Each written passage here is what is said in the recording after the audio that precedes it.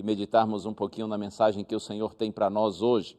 Mas antes da Bíblia, a gente ora e pede a iluminação do Espírito Santo. Ore comigo. Senhor Deus e nosso Pai, nosso coração se volta a Ti, Senhor, nessa hora. E nós te suplicamos, como sempre fazemos aqui, ilumina a nossa mente, Senhor. Abra o nosso coração, para que todos tenhamos entendimento da Tua santa palavra e sejamos por ela fortalecidos. Oramos em Jesus Cristo. Amém. Eu quero convidar você para a gente ir ao Salmo 46. Alguns cristãos conhecem este salmo de cor, porque é um salmo muito lindo. Tem uma mensagem tremenda de Deus para nós. Aliás, os salmos estão entre as partes mais interessantes da Bíblia. Toda a Bíblia é interessante, toda a Bíblia é rica, toda a Bíblia de alguma maneira tem instrução para a gente, tem motivação, tem advertência, tem ensinos preciosos. E os salmos formam assim uma parte bem sublime da Bíblia, bem especial, bem suave. Salmo 46, já abri aqui a minha Bíblia nesse salmo. Vou ler os versos, inicialmente os versos 1, 2 e 3. Está escrito assim: Deus é o nosso refúgio e fortaleza, socorro bem presente nas tribulações. Portanto, não temeremos, ainda que a terra se transtorne e os montes se abalem no seio dos mares. Ainda que as águas tumultuem e espumejem, e na sua fúria os montes se estremeçam. O salmista, nesses primeiros versos do Salmo, ele já está expressando sua inabalável confiança no Senhor. Na verdade, o Salmo 46, ele é um hino que está dividido em 3 estrofes. Esse Salmo, o 46, era inclusive o preferido de Martinho Lutero, o grande reformador.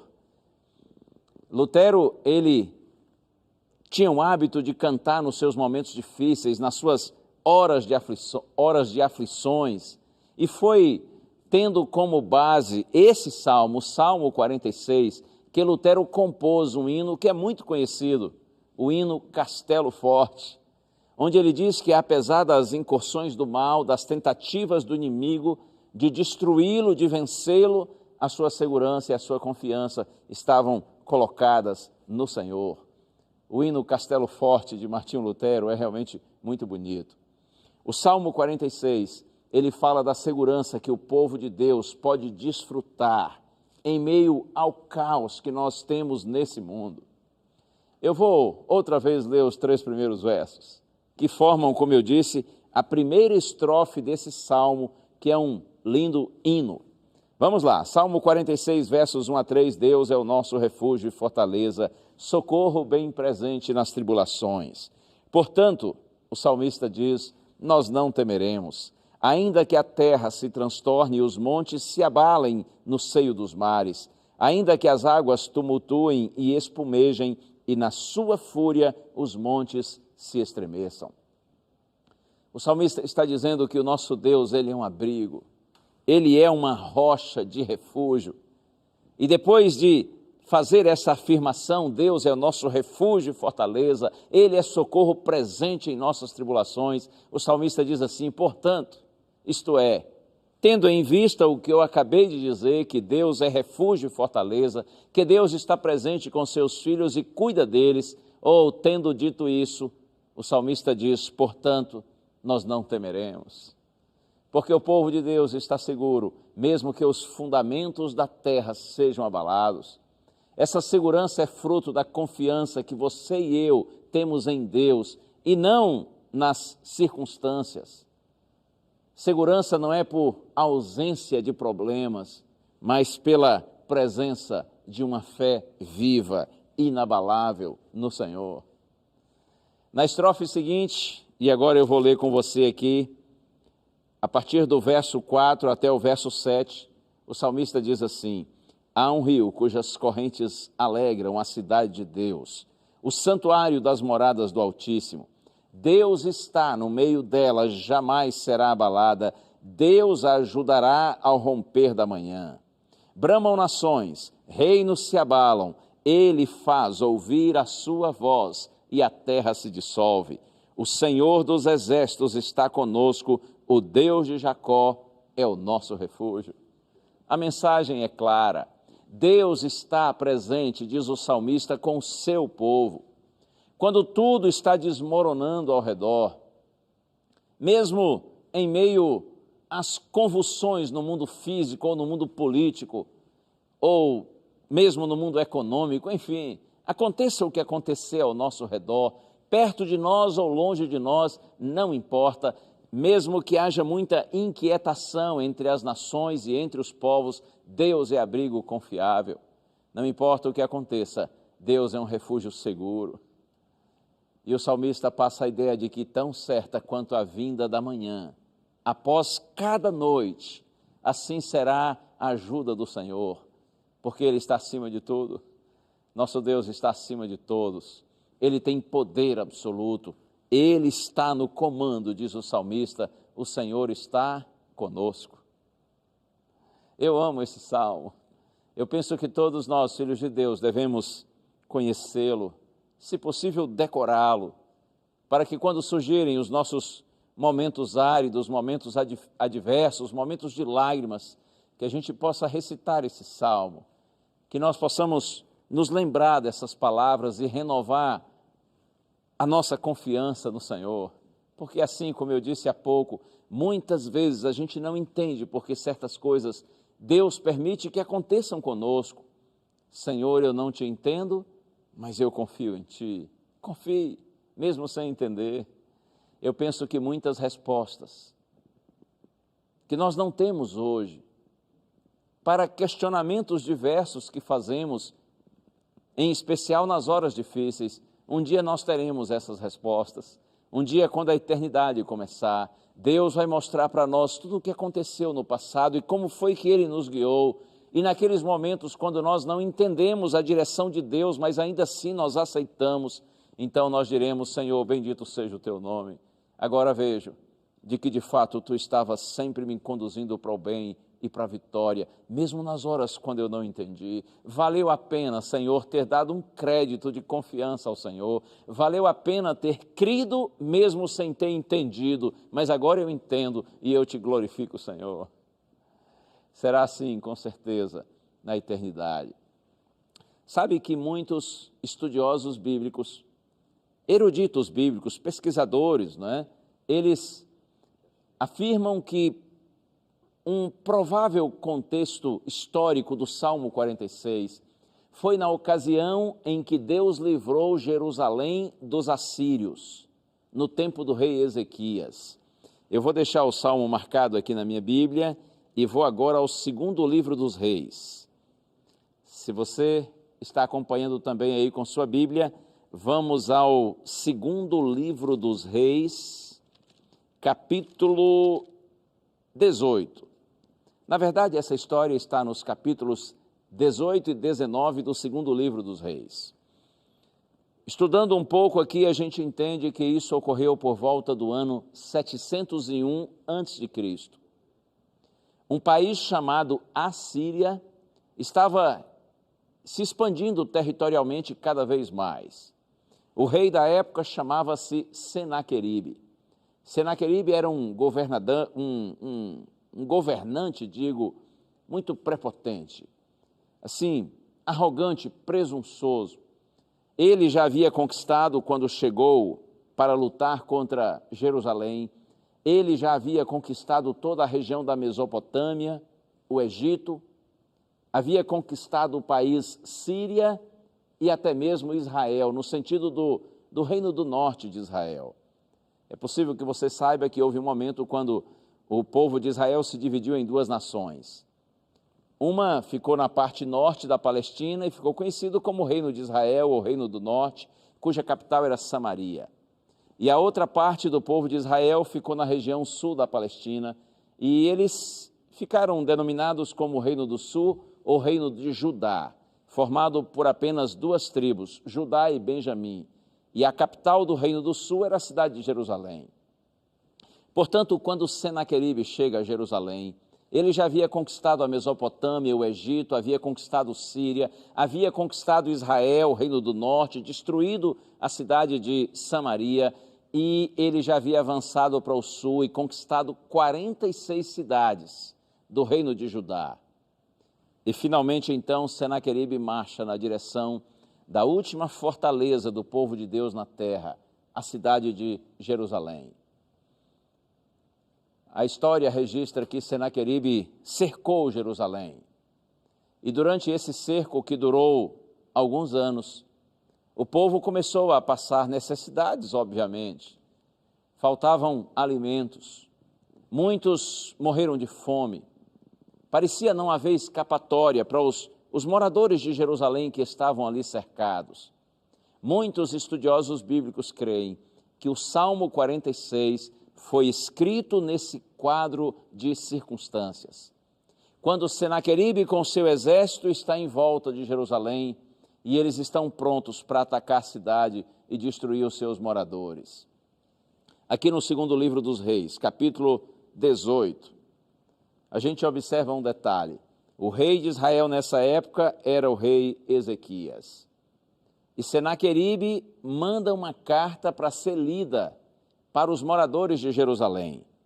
E essa é uma carta afrontando o povo e o seu rei.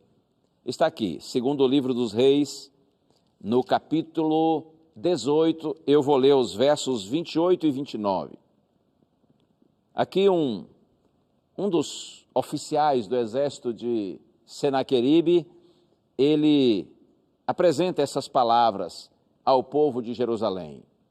Repito, segundo o livro dos Reis 18, versos 28 e 29. Então Rabsaque se pôs em pé e clamou em alta voz em judaico e disse: ouvi as palavras do sumo rei, do rei da Síria.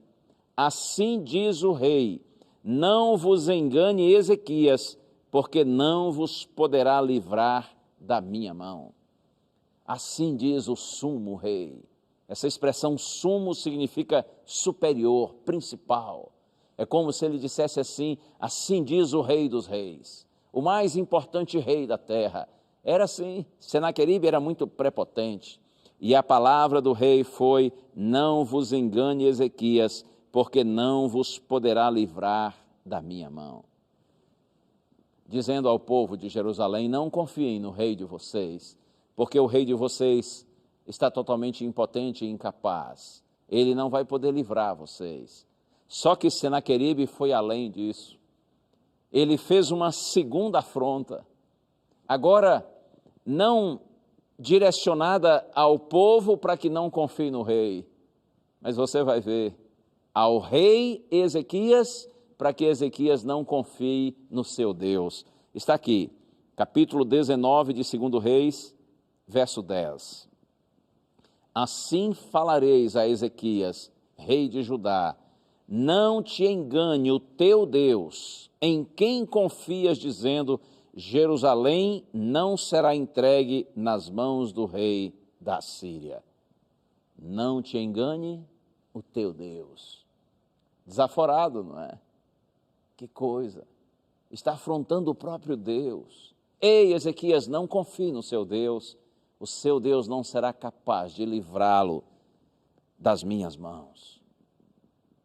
Um indivíduo prepotente, arrogante, mas já você vai ver o final dele, porque é louco quem zomba de Deus, é louco quem afronta a Deus.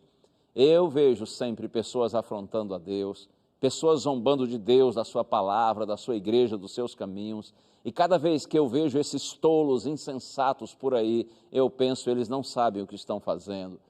Na linguagem popular, a batata deles está assando, mas está assando muito, porque é louco quem brinca com Deus, é louco quem zomba de Deus. Foi isso que Senaqueribe fez.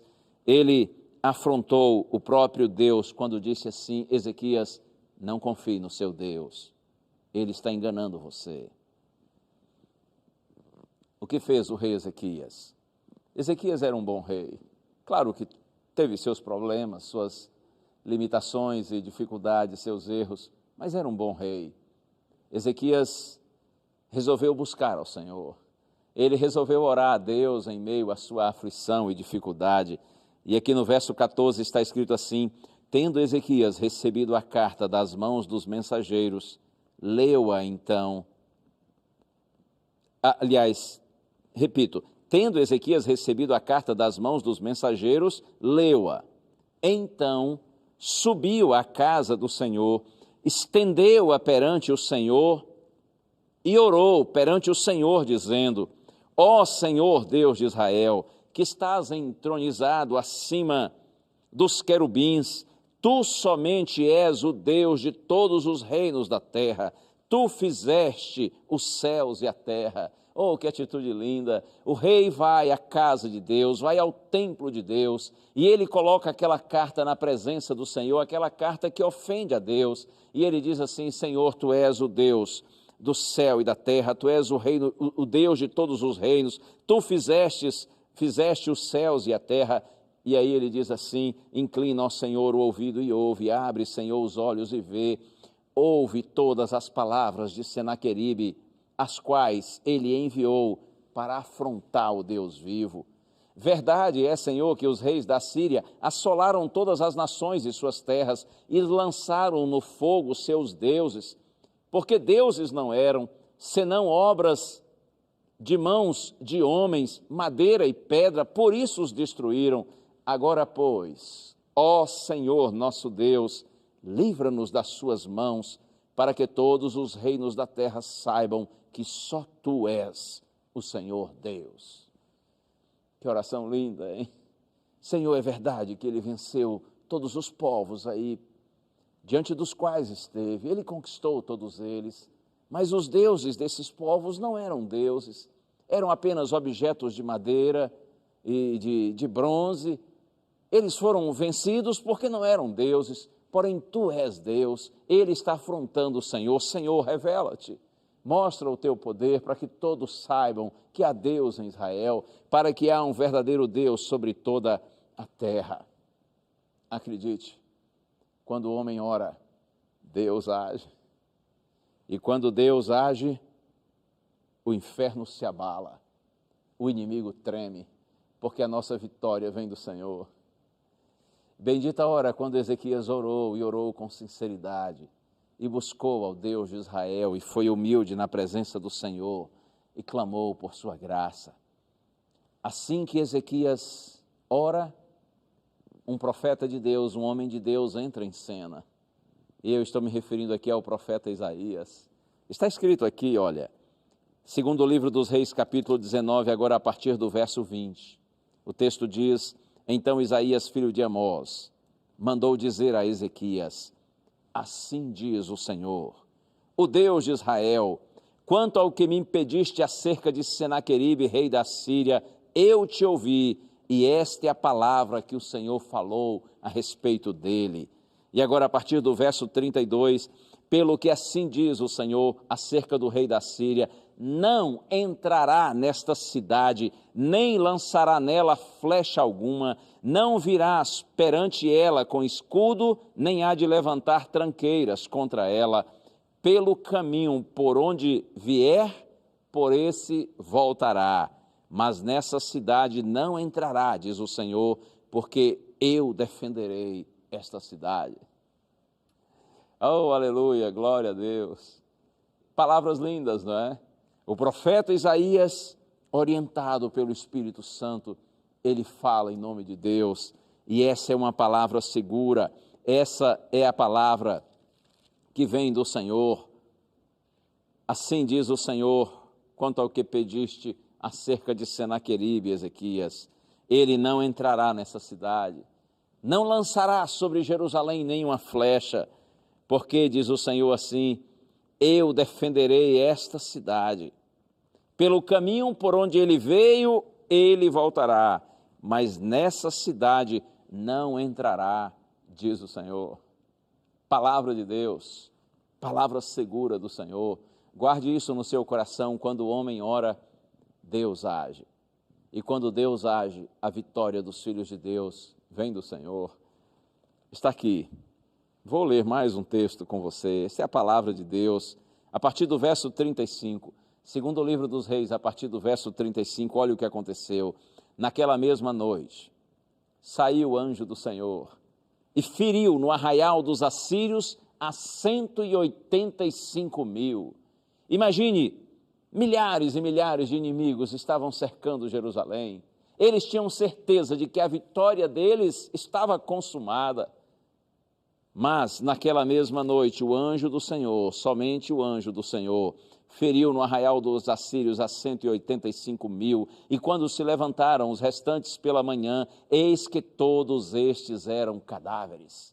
E então a Bíblia diz que Senaqueribe fugiu para sua terra, voltou para Nínive, a capital da Síria, e quando ele estava no templo do seu Deus, seus próprios filhos o feriram, o mataram.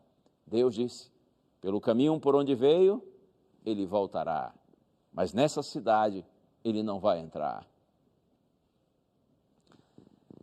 É provável que a terceira estrofe do Salmo 46, e eu já estou voltando aqui para o Salmo 46, é provável que a terceira estrofe do Salmo 46 tenha sido escrito exatamente na manhã seguinte, após a atuação do anjo do Senhor no meio do acampamento dos assírios, destruindo os soldados inimigos. Olha só a terceira estrofe do Salmo 46, a partir do verso 8. Vinde, contemplai as obras do Senhor, as assolações que efetuou na terra. Ele põe termo à guerra até os confins do mundo, quebra o arco e despedaça a lança, queima os carros no fogo. Aquietai-vos e sabei que eu sou Deus, sou exaltado entre as nações, sou exaltado na terra. O Senhor dos exércitos está conosco, o Deus de Jacó é o nosso refúgio.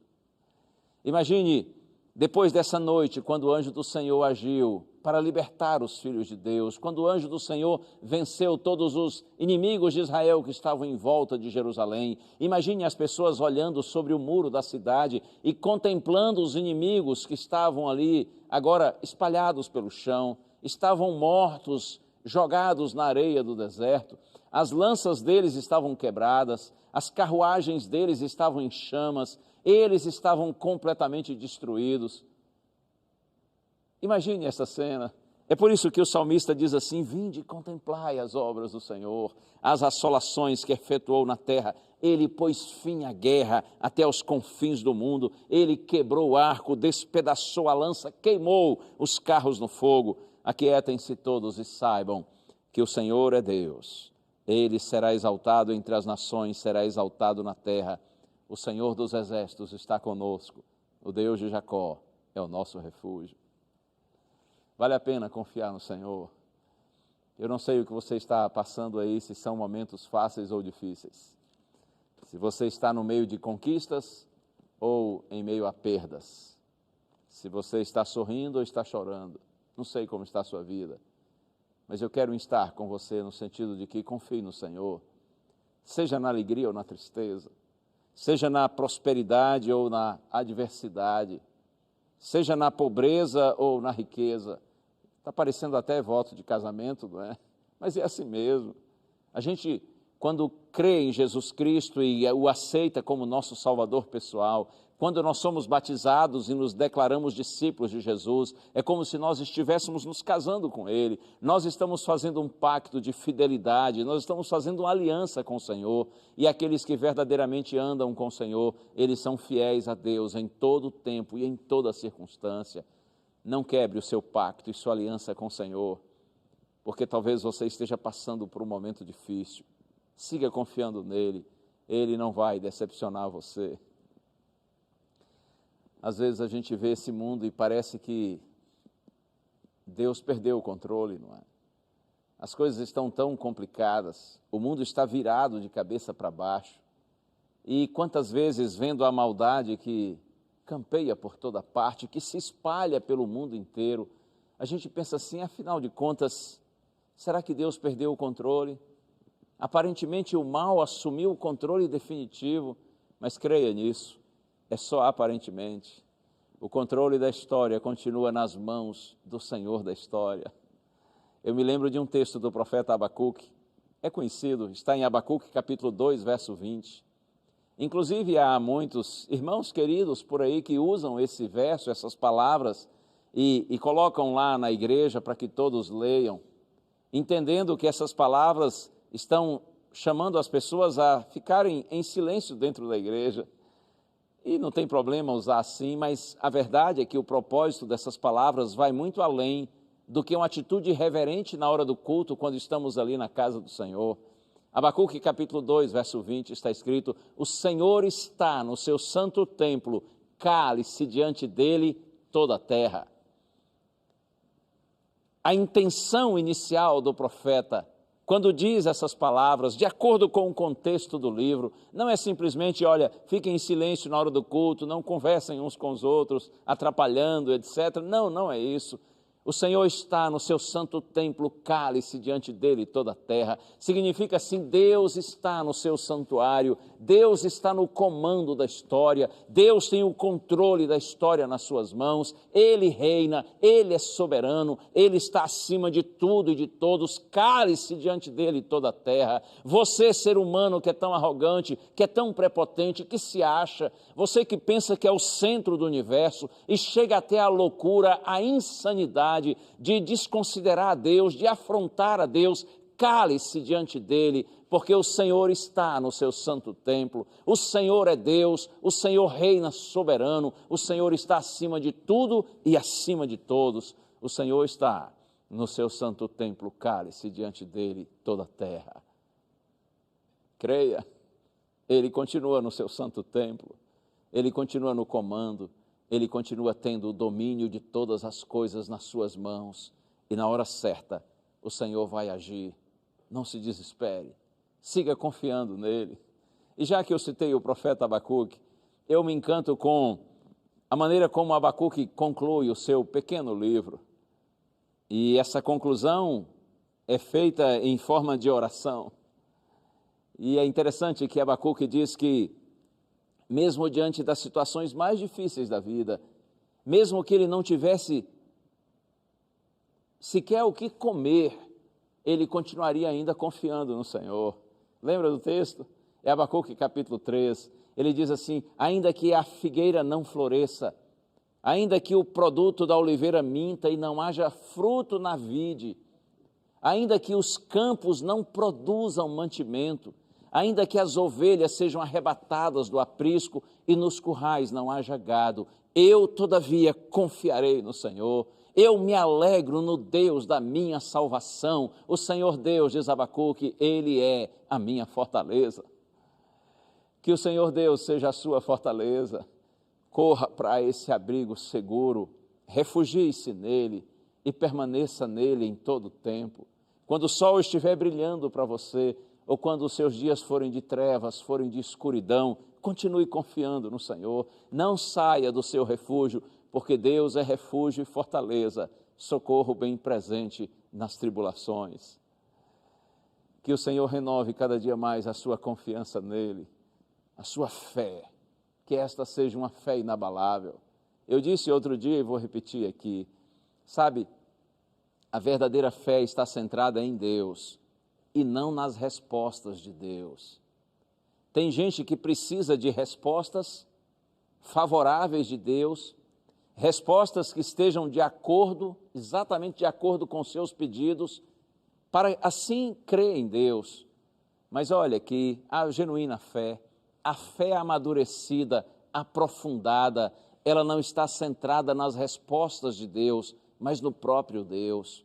Responda a Deus como quiser responder. Ele atenda o meu pedido do jeito que eu fiz ou não, mas Ele continuará sendo Deus. Oh, sim.